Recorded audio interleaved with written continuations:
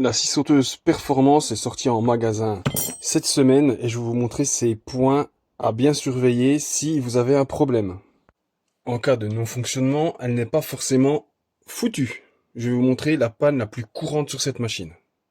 Déjà, vous enlevez les vis. Ce modèle-là est composé d'un moteur en deux parties, rotor-stator séparés, contrairement à l'ancien moteur qui était en monobloc et qui était beaucoup plus qualitatif. Donc là, on va s'arrêter sur la panne la plus courante, à 90% du temps, ça se passe là-dedans. Donc nous allons ouvrir ce mécanisme-là. Vous avez retiré les quelques vis du mécanisme, vous pouvez ouvrir le système en deux. Et là, c'est là-dedans que ça va nous intéresser. En fait, le plus gros des problèmes, celle-là avait un autre problème, hein, c'est le pignon qui a cassé, mais c'est ultra rare.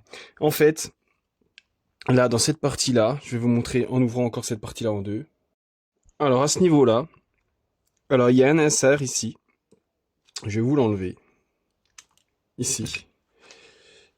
Et ici, en fait, il y a un angle vif. Et qu'est-ce qui se passe avec cet angle vif? Je vais vous montrer sur l'autre pièce, vous allez le voir tout de suite parce que la marque, elle y est.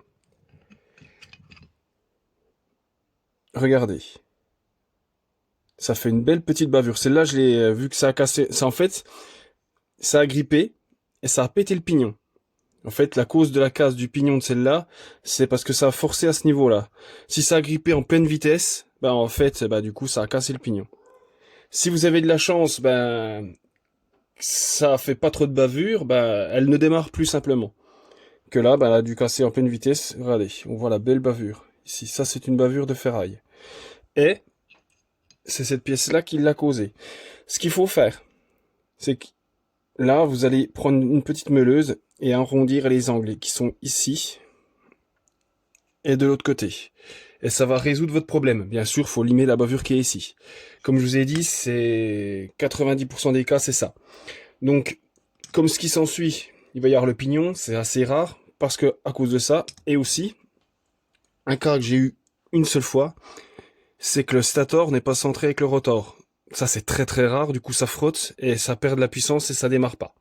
Donc moi j'avais calé avec du scotch pour l'écarter, mais c'était pas foufou.